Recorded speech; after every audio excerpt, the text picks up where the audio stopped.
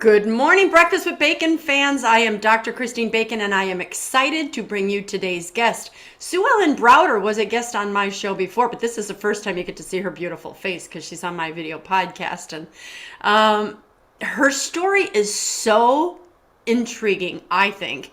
She had been on my show once before for the book. She's an author, and she had written the book no, that's today, Subverted, How I Helped the Sexual Revolution Hijack the Women's Movement. If you want to hear that show again, go to breakfastwithbacon.com and you can hear that. So powerful, so interesting. Because Sue Ellen got her start kind of further back, but I'm going to start at the Cosmopolitan magazine writer. We're going to touch on that a little bit today, but we're mostly going to focus on her newest book, and you can hold it up there, Sue Ellen, if you want. And it's called Sex and the Catholic Feminist. Sex and the Catholic Feminist. Sue Ellen, thank you so much for squishing me in your schedule. I know you to be a very, very busy woman. I am busy right now today, yes. Oh, well, God bless. I'm the volunteer secretary for my priest, and he doesn't use anything technical, and so I'm his technician. And you can see it, I'm not very good at that. Well, we did start the show on time, and most of the time we're like 10 minutes late, so you're actually pretty good. So can you just give us a short snippet, because I don't want to rehash the last show that you and I did, because they can go back and listen to it on breakfastwithbacon.com, but tell us about your start in Cosmo magazine and kind of get us up to the book that we're talking about today, Sex and the Catholic Feminist. Okay. Well, I was a journalist. I went to the University of Missouri School of Journalism. And after I got out of journalism school, my husband and I went to New York City. And I applied for a job in the New York Times. And it turned out it was a Cosmopolitan magazine. At that time, Cosmo was the hottest women's magazine in the nation. And I was very excited to be able to possibly get a job in the articles department. Yeah. And they had 16 interviews, and I got the job. 16? 16. I got one. Yeah, I beat out 16 people. Oh, okay. I thought you said 16 interviews, like how many you had to go through. No. They had 16 interviews with other people. And you got the job. Yeah, well, you're a good writer, so that part doesn't surprise me. Well, you know how I did it. I flattered the editor, and she said, "Why do you want this job?" And I said, "Because I want to be like you." And that's what got well, a little ego comes into play. Yeah. That was only the beginning of the ego. Right.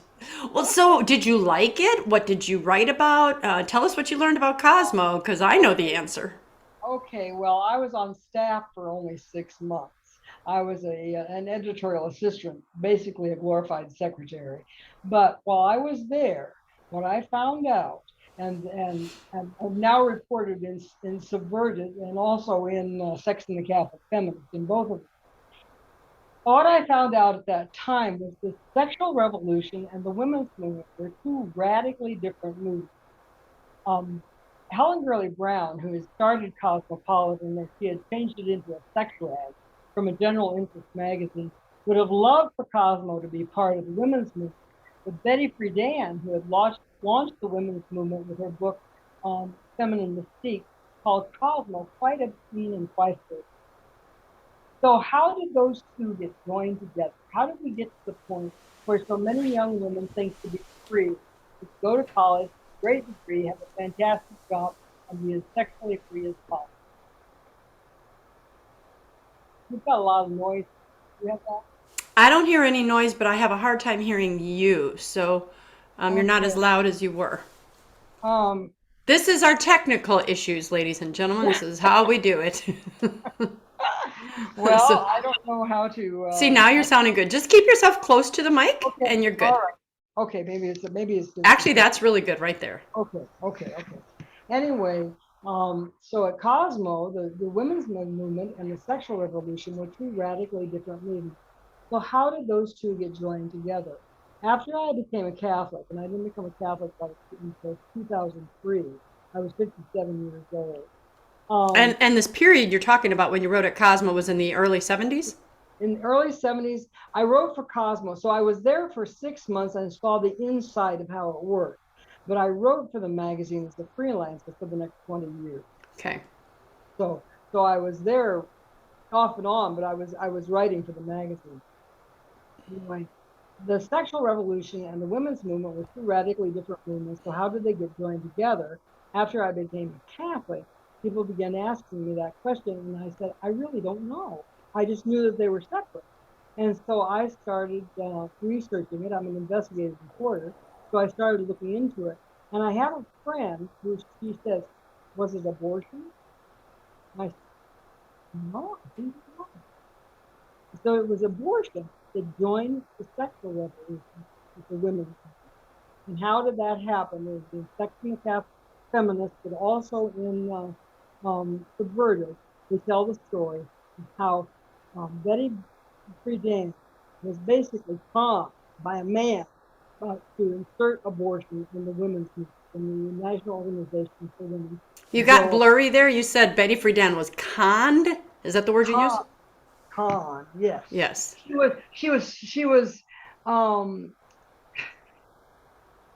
persuaded. Persuaded, right. She was deeply persuaded. She fought against that for the rest of her life. She was saying, let's downplay abortion. It's ridiculous to be a feminist and be anti-family and all this stuff. But she didn't understand that a man, another writer named Larry Lader, who was the co-founder of the National Organization to Repeal Abortion Laws, which is now NARAL Pro-Choice America, was the one that convinced her that she needed to insert abortion in the women's. Now, why did that happen? Well, you have to remember that in those days, women were fired for being pregnant. I was fired for being pregnant. So Betty Friedan had been fired for being pregnant. So it probably made sense to her that if women were going to get out in the workforce and make a name for themselves and all of this stuff, and, Yes. and they needed to be able to take charge of their pregnancy, and so then that was how we did it. It didn't become illegal to fire women for being pregnant until 1978, with the Pregnancy Discrimination Act of 1978 that was passed. So I think that's the background for what we did in Subverted, and then with Section of Catholic Feminist, I carried that farther to show more clearly what happened and how the sexual revolution and the women's movement got started. So, what is the biggest thing that you found? Because one of the things that I read was a lot of people say, "Can you be a feminist and believe in God?" Because now it seems like you can't, and that's not really true, is it? No, that is not true. And if you go back, Betty Friedan said that what was feminism originally all about? What was feminism about? She said it was about a woman's personhood. And if it's about a woman's personhood, the Christian church, the Catholic Church, has a greater understanding of what it means to be a person than anybody, on the planet. I mean, the Trinity, the Father, Son, and the Holy Spirit are three persons in one. And so all of us are images made in the image of God. We are made as persons, Right. Relational person. Because we weren't valued, right, Sue? Sue, we right. weren't. So we were just seen as do we didn't get tax. Well, we had we had voting rights back in the 1800s. But was there any other? We didn't really get the full voting rights until 1920. There were some states, and I'm in Wyoming. There's some states that got it earlier, and we were the first state in the nation To get it. Yeah, Okay, yeah, so this personhood thing, yeah, we weren't considered like 2/3 of a person or anything like we used to do as an abomination to black people, did we? Well, no, you see, the thing of it is, women were not. They just didn't have the right to vote, and that's what women's suffrage was all about. They wanted the right to vote, and we got that in the 1920s. Then feminism at that point went underground because we had other things going on. I mean, there were wars, there were all sorts of things happening. And then after the war, World War II, feminism rose up again. Why? Because so many women were in the workforce. They all went into Right. the workforce, and during World War II, they were manning the factories while the men were off at war. And afterwards, I mean, that's when Betty Friedan was fired for being pregnant. So afterwards, there's all these women in the workforce, and they're like, hey, we need, to be treated like the men are being treated. We shouldn't be fired for being pregnant. We should have equal rights. So that was what feminism originally in the 1960s was arguing for. They wanted equal pay for equal work. They didn't want to be paid less. They wanted things that we all want. I mean, Right. nobody says these are things that people shouldn't have. But they want equal pay for equal work. They wanted family benefits. They wanted to be able to deduct child care expenses from their income taxes. They wanted things that we got. We got all these things. But in the meantime, there was this little snake in the grass. Stay close to the mic. There was this little snake in the grass, abortion, Yeah. that got inserted in the middle of all of those other rights. We had 8 rights that were voted on in the National Organization for Women's Bill of Rights. There were 8 of them, and all of us would agree with about 7 of them. There was only that one, the abortion, that was still fighting over. Yeah, you're right. Well, Yeah. so take us to this book. Can you be a feminist? Sex and the Catholic Feminist, because it touches on the question that I had, kind of led you off with. Can you be a feminist and believe in God?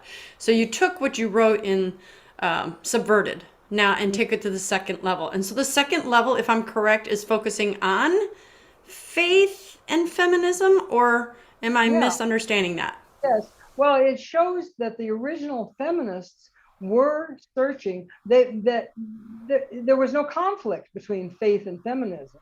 In fact, Right. early feminists were Christian. The women that won us the right to vote were Christian. Mm, Um, Alice Paul was a Quaker. There was no conflict between Christianity and feminism in the beginning. Betty Friedan was Jewish. She was not. She had kind of let her faith go, right. um, but she still had that love of family. She had 3 children, and she still believed in the family as being a basic um, thing for women. I mean, it Right.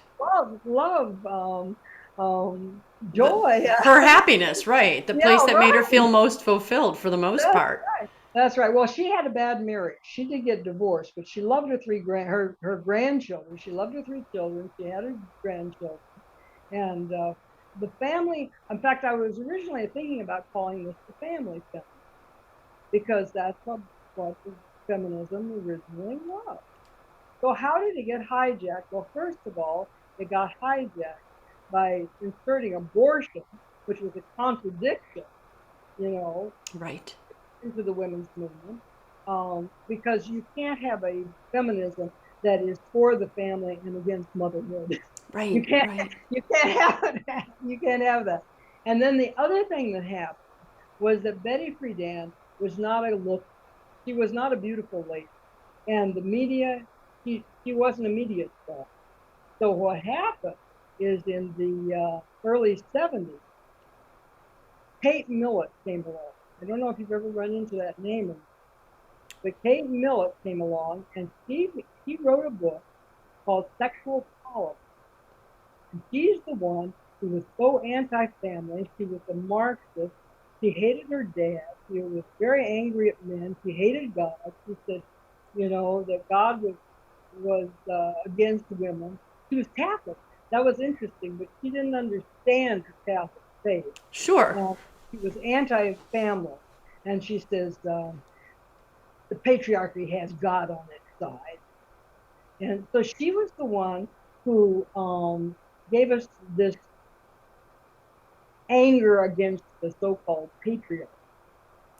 Yeah. But you have to look at these women. This poor woman, she eventually became a lesbian. She attempted suicide 6 times. Aw. She was a very sad. half lady. But she became the media's The media's what? You blocked out. the media's superstar. I She got became it. the media's superstar. And she replaced what Betty Friedan was saying about how you had to keep the family, um, became blocked out of the media. And Kate's idea that feminism should be anti-family became the new line. Marching, yeah. Narrative. Yeah. Yeah. Right, the new narrative, Uh-huh. which is so offensive to, the whole idea of what a woman is and what she's, great. Her greatest gift is to be able to carry life in her body. And it doesn't mean I'm any less good at being a CEO at a company, That's right. And you know? we're seeing that all over now. I mean, we've proven that in the last 50 Right. years. We've proven that and time again. But here's another thing. You have to remember when abortion was inserted into the National Organization for Women's Bill of Rights, there were only about 100 people in the room that night, and only 57 people voted to insert abortion in the women's movement. And that right created an absolute uproar. These women walked, they were yelling at each other. Women were saying, I'm against murder. This was in the National Organization for Women, the feminist organization. And 1/3 of those women walked out and later resigned from Now over the abortion bill. And where did they go? Well, one of those women was a lawyer named Betty Boyer. And she Betty went back Breuer, Broyer. Boyer. Boyer. She went back to Cleveland, Ohio, and she founded what was called the Women's Equity Action League.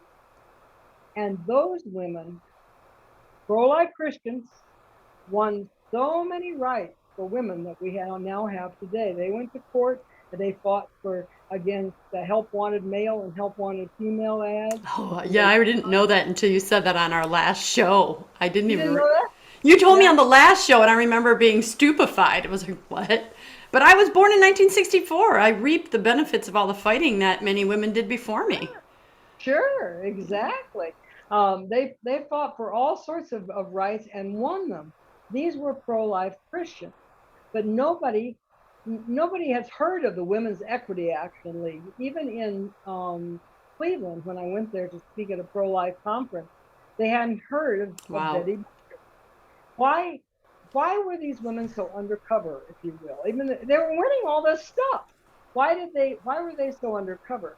Because I talked to Betty Boyer's niece, and you have to remember this is the time when women were being fired for all sorts of things, and these women didn't. They were working women, and they didn't want their bosses to think they were some of those crazy women out marching. So they stayed underground. They stayed under the media radar, and it was by choice. And as a result, we don't even know that they existed. And the Women's Equity Action League went out of business or quit.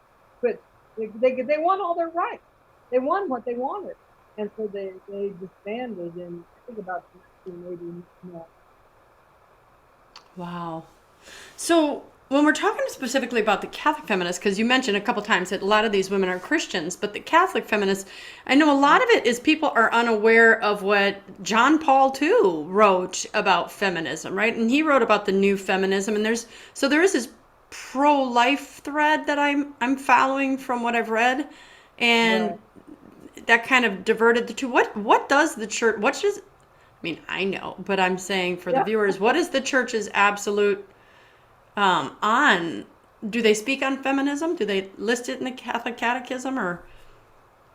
Oh, I think feminism. That word feminism is a very controversial word, if you Right. will. And so when I go to pro-life conferences, if I talk about feminism, I said, "How many of you are pro-life?" And everybody raises their hand. How many of you are feminists? And everybody puts their hands down.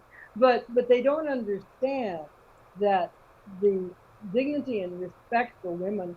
Who was the most perfect human being who ever lived?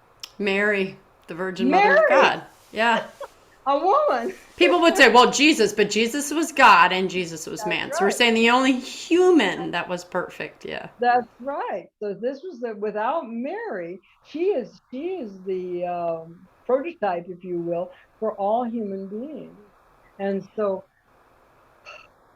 to say that Catholics are anti-woman is just absolutely ridiculous. You're right. You're right. The Catholic, it's so funny because that's such a paradox or an irony. I don't know which one it is, but that many non Catholic Christians and others bash the Catholic Church for honoring Mary because they like to say that we worship her and we don't, but that's on them. And Right. yet, say that we're against, feminism and the woman. It's like, whoa, what church has done more for women than the Catholic Church? Name That's right. it, you That's know? right. That's So what right. did John Paul II say about it? What did he say about the new Well, feminism? well, he said we should articulate a new feminism. That's what he said we should do. And of course, he was listening to Edith Stein, Saint Teresa Benedicta of the Cross. Do you know who she was? I've heard her name, but I don't remember the details about her. Can you tell us? She was Jewish, a Jewish convert. She became a Catholic and she became a nun, and she was executed by the Nazis during World War II. Oh wow. But she wrote a lot about feminism and women's rights. And John Paul II picked up on what he had written, and it was awesome. So, that's something that goes way back. As I say, feminism started with Christians and Catholics. There were Catholics involved in that original suffrage movement. In fact, one of the women, people don't realize what women had to do. They were thrown into prison. Um, they were thrown into these workhouses where they had to eat soup that had worms floating in it and all sorts of things. When? What are you talking about? Women had to do this when? Women to win the right to vote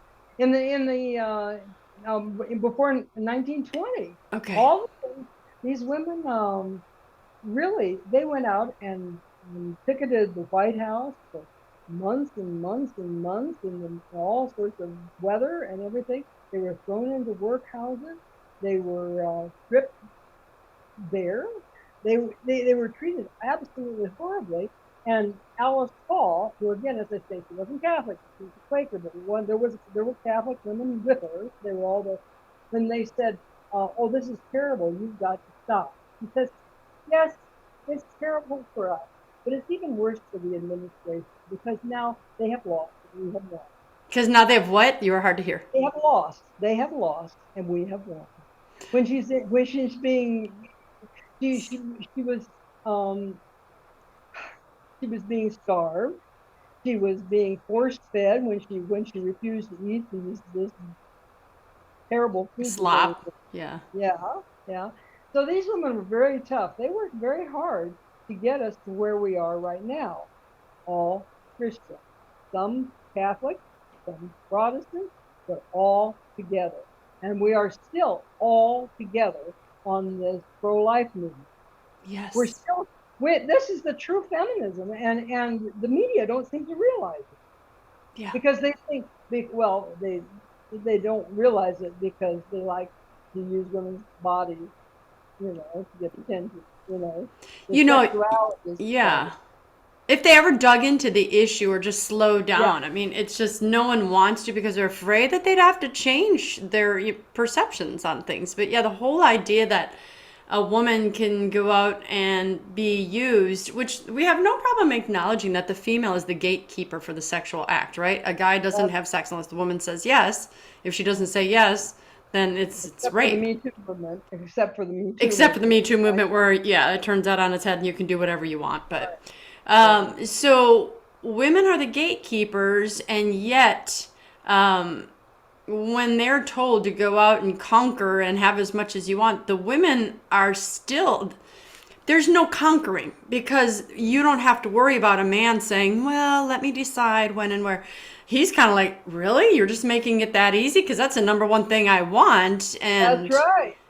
Now you're just saying great, you've just opened the gate freely. And That's all I want. Not that that's all I want. I don't want to make this sound so caveman-ish, but I teach communication between the sexes. I teach communication in close relationships. And the male brain lights up for sex 6 times more frequently than does the female. So he thinks of sex regularly throughout his day. And as he ages, he can mature and kind of, I don't want to say turn his brain off, but has to keep moving his thoughts out of that. But that is his kind of like, no, I don't want to say number one, but it's the thing he pursues most, right? And so when women are being told that we can be equals, it's not equal because she has simply just done what she doesn't desire 6 times more frequently. So and I end up seeing these women. They come to me and tell me how they felt used or they felt unloved or they just felt like a piece of meat. And I'm like, well, that's what our society has allowed us to. Yes, that's, yeah. And it's led to like this hookup culture where these young girls and guys, did you know that there are actual rules to the hookup culture? Did you know that? Like, you're not allowed to ask each other too much about your name. You're not allowed to name the relationship. Yeah, so I had some kids on my show. A lot of my college students talked about it. If whoever wakes up first should leave before the other person wakes up so that you don't have to define the relationship. And they've actually changed language so that they don't even have to call it a relationship. That's where the word situationship came out. Like, we're not in a relationship. Don't want to call it a friendship. It's a situationship. And they're not even using that word now. So if you catch feelings, you're the one in error because we had an unspoken contract that this was just a hookup and this was just for sexual, physical, momentary pleasure. And the one with feelings is the bad and broken one. I was devastated, Sue, when I heard all this. I was devastated for the kids. I was like, you don't even know. And then they come to me and they're like, they're traumatized. They are traumatized. Yeah, they'll come traumatized. Yeah. So it's devastating. So, but what should we be doing? So I'm 57, you're 60 something. What should we be doing? I am 76. Oh, well, God bless you, girl. I want to look like you if I grow up. So what should we do for the younger women? What should we do for men? What marching orders should you and I have to kind of get this to be seen in its right? Well, you're doing it by getting it out as far as you can into the media. We're trying to explain it. The trouble is, as long as the families are breaking apart, that's really hard because these girls don't have dads to teach them, they don't have moms to teach them, and they're out there vulnerable. We've got a lot of work to do, and we need to talk. I'm at Wyoming Catholic College. These kids, all these girls are very, very strong, and guess what? Almost every one of them is homeschooled. Wow. So we've got to take back the school somehow, because these schools are teaching these kids this stuff from the time they're in kindergarten. Yeah, you're right. And a lot of these Catholic colleges, though, are not teaching true Catholic theology. And that's why we're having a lot of fights. But it's great to hear what you're saying. It's great to hear that you've got a lot of homeschooled people who that typically is in line with more conservative values. They kind of see the truth of relationships. Do you find a paradox there? The kids that are coming from homeschools versus the kids that grew up in public schools? Almost all our kids have come from homeschools. This is a very, very devout Catholic college. Wow. And yes, they're getting married as they find mates here, good people, men who respect them. I could tell you a story. You wanted to hear? I would love to hear one. Yes. Okay, this is a story of a young man and a young woman who they met here, and they were when you'd see them walking down the street, they'd be walking in unison. They were so close to each other. Well, here's how he proposed. Okay, they go out hiking up in the mountains, this beautiful place, and they're out there around red rocks and everything.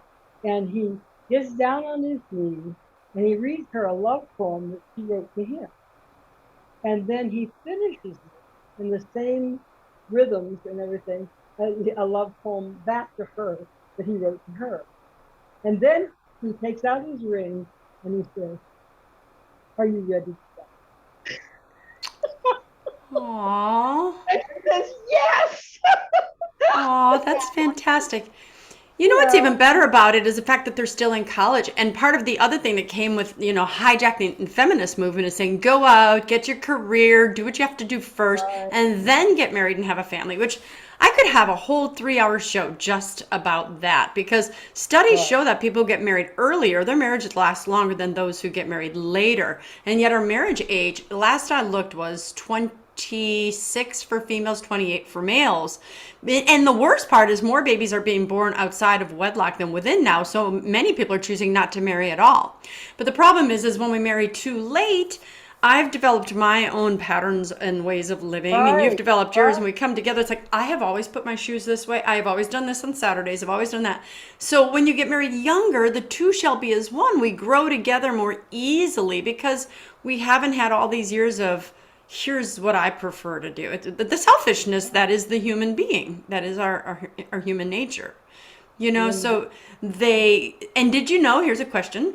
Um, what is a female's most fertile time frame age? What age is it? It's a 6 year window. So from what to what would you say? Oh, I would say probably 18 to 24. It is 14 to 20. Oh, wow. She's most fertile from 14 to 20. And I'm looking at it. Well, the Wow. Blessed Virgin was 14. But Oh, yeah, we will. No, so if I got married at 18, had my first child at 19, second child at 22. And a lot of us we're being lied to by this feminist movement because it gets more and more difficult to have children. You put children off, and for many of us, it means no children at all, or fertility issues, having to go pay or have to get a surrogate, all these crazy things that also go against the church. mhm. So God wasn't stupid doing things the way he did. The Catholic Church isn't trying to put women down by saying no No. contraception. Contraception's actually a communistic beginnings, has its roots in communism. If we can get women to contracept, we can stop them from having children. And if we stop them from having children, they can go out into the workforce. And when we do have kids, we can farm them out into daycares where we only need 4 years to capture their minds. So it's Mhm. this big, I never really thought of it until I started studying and learning, going, wow, so to have free sex, I have a job, you got to stop them. So it all ties together. It does. Separate sex from procreation, and it becomes just an object or just an activity, and it's so degrading. That's right. Well, I got married at 21 and had a beautiful marriage, 40 years. You're right. You're right. You are just kids together who grow together, and it makes a big difference. And also that radical individualism that they're selling today. Um, It's not as positive as we make it sound. no, and people are even one of the writers for Sex in the City, um, as is now in her 60s and says she really regrets not having children and not having, Yeah. now. And that's what happens. All of these poor old people, look around at them in the nursing home who have Yeah. no families, no children, and it's a very tragic situation. And we're not looking at it. People aren't looking at it clearly. Yeah, and it's taken, like you just alluded to, it has taken our mindset of our own selfishness. And again, I'm not attacking anybody. I'm talking about the human condition. I'm talking about me as an American. I'm talking about, so this is not an attack on anyone. It's kind of like the theory of the overview is that, the less children you have, the less likely someone's going to be able to take care of you. And we have this, well, go ahead and finish your career because it's inconvenient to take care of your parents. Put your parent in a nursing home. And it's just perpetuating the cycle on the other end. On this end, don't, contracept and don't have kids till you're ready. And then on this end, you don't have to take care of your parents if you're not ready or if you're not able. And it's this throwaway society. It's a devaluing of human life. Goes right back to the pro-life movement that you've written all about in your book, Sex and the Catholic Feminist. It is. It's a devaluation of what is the true human nature. Because if you deny your self love, you're denying your true human nature. And you will later regret it. Whether you have an abortion, whether you put off marriage, whether you avoid friendship. If you think it's all about you and it's all going to be about you forever, you're going to be a very unhappy person. So let me ask you kind of a question. I hope it doesn't sound crazy, but what would the ideal Catholic feminist look like in 2022? What would she look like today? Oh, I don't know. Maybe Amy Coney Barrett. Oh, I actually didn't think of naming someone, but yeah, so someone who's working and has children and is very devoutly Catholic. is I think. devoutly Catholic. Yeah, loves the Lord, loves her children. She's adopted. She's sees the Yeah. value in all human life, so she's got various ethnicities for her children. Yeah, that's a. I didn't even think about naming a person, but yeah, you're right. So the ideal Catholic feminist They're is all someone over who, the place. Yeah. yeah, someone who loves the Lord, sees the value and the beauty in her womanhood, Uh-huh. Uh-huh. gives and receives life freely and can still make decisions for her family, Yeah. her job, her still be a Proverbs 31 wife. And listen, if you listen to her, she'll say, "How did she manage to do all this? She has a good husband." Yes. You have to work as a team. I had a wonderful. I mean, he died. We were married 40 years. Wonderful man, and we worked as a team. I became stronger because he was stronger, and he became stronger Yes. because I was stronger. Strong women need strong men to be stronger. I mean, that's what we need. Yes. We feed into each other, and it's a wonderful thing. And as I say, I have a wonderful marriage, and I wouldn't have had such a great career. I wouldn't have had a family at all, of course, if I hadn't had Walter. You hit on something that a lot of women have said to me in my lifetime, and especially in the work that I do, is in troubled marriages. For instance, I'll have a woman say, "I'm a strong woman, and he's so weak. Am I supposed to wimpy myself down so that he can be the head of the household?" And that is quite a question. Many women are like, "Yeah, so." You should be building each other up. But yes, a husband shouldn't just let the woman take control of the house. That's not God's plan. But nor should he lord over his headship to a woman. You should have a nice symbiotic relationship where her skill set is valued with his. We make decisions together in a good house like that. You make decisions together. You see in the Bible. Right. Sarah and Abraham made decisions. Why don't you have sex with what's her name? And I forgot her name already. And then, and he's like, and maybe that's where you're supposed to have a child instead of Isaac. And so he's like, okay. And of course, it's easy. It makes it sound like, oh, really? You tell me to have sex with another woman? I'll go ahead and do that. Maybe it's a better example. I'll get a different one. But the point of it is you Yeah. see a lot of times, I'll get a better one. In the Bible, where you see a husband and wife working together, it's just that the husband, according to God's law, gets the final say. But if it's a bad decision, it comes down on him.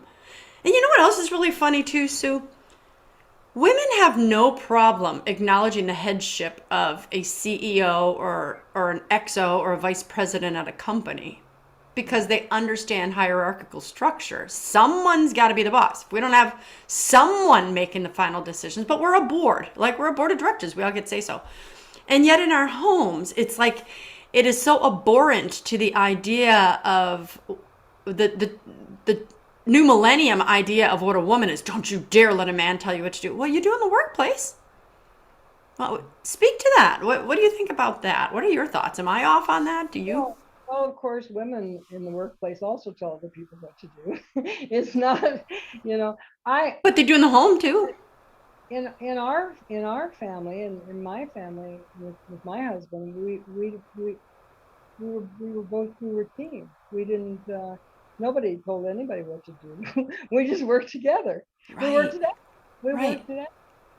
And if you go back to the Bible, the man is supposed to treat the woman as His own body.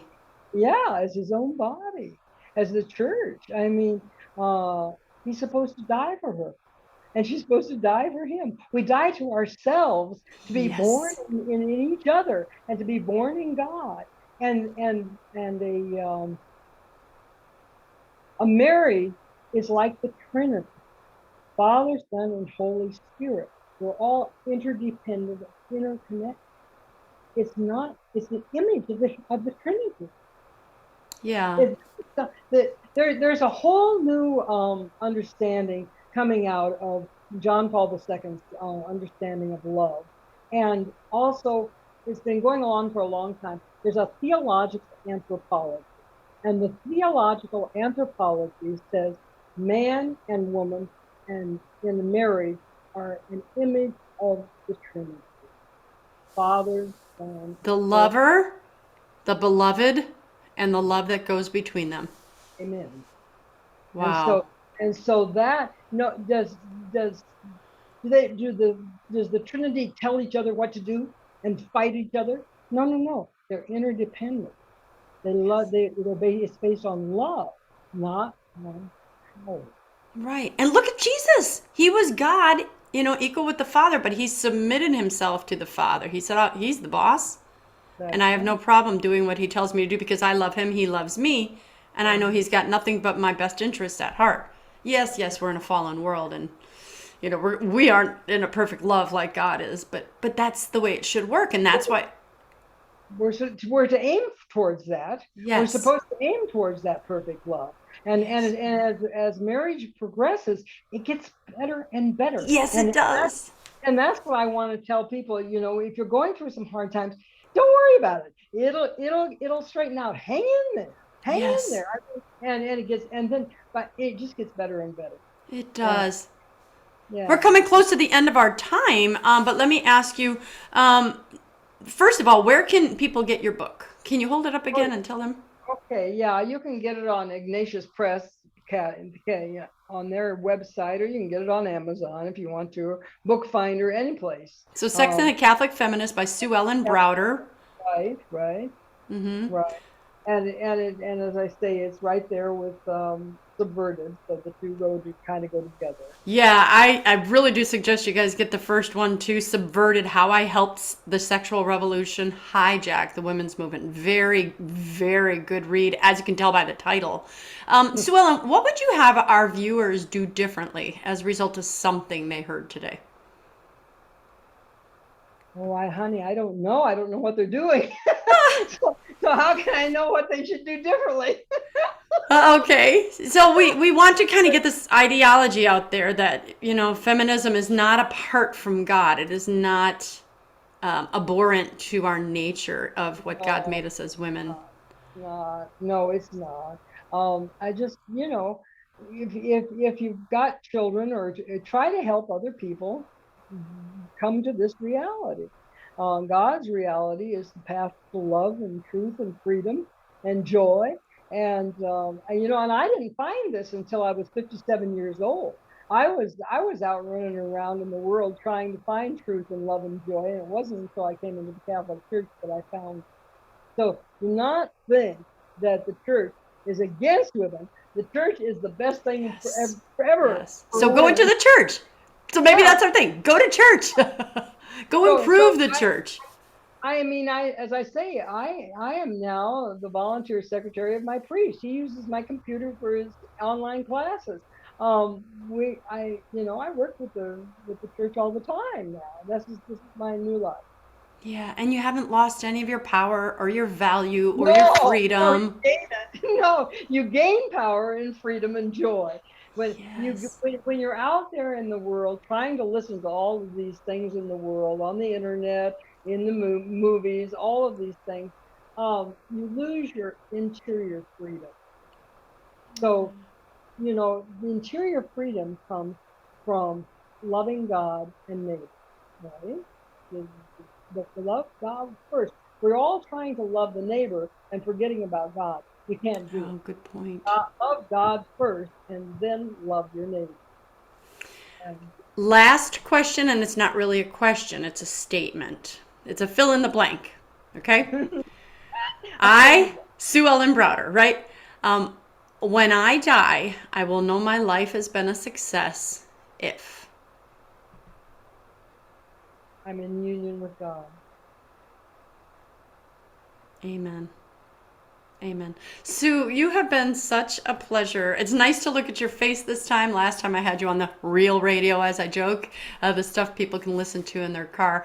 But it's nice to see your face and to see your energy and your passion for the topic. You are a fantastic writer. I would encourage all of you to go look up Sue Ellen Browder and any of her writing.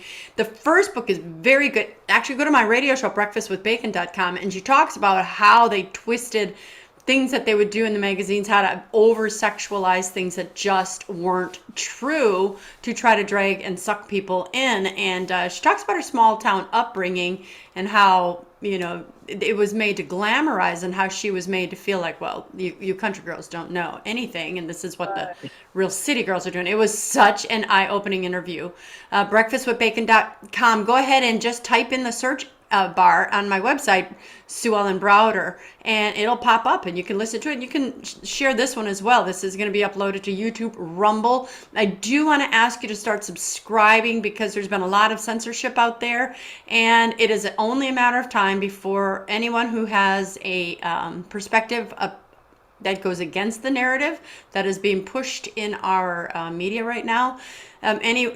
We've been silenced. I can tell you, I can name 20 people who I know personally who do podcasts, articles, who have been censored. So I'm bringing that up to say, please go and subscribe to newsletters. You aren't going to get bombarded, but one day you may not be able to find us on this channel, so you'll always have to go to my website or hopefully still Rumble and places like that do allow free speech. So sorry that I have to put that message out there, but I'm ending all my shows making sure you know that. And do the same with all the other people whose messages you like. Go ahead and go to their website, subscribe, because one day that's what we're going to be down to. So I don't want to kind of end the show on a downer, kind of want to keep it happy. So again, like us, like me, Breakfast with Bacon on Instagram, Facebook, Rumble, find those pages and share these shows. I talk with some amazing guests like Sue Ellen Browder, and sometimes the things we talk about are hard for you, or you just say, I don't have the words you have. Well, Sue Ellen does, and my guests do.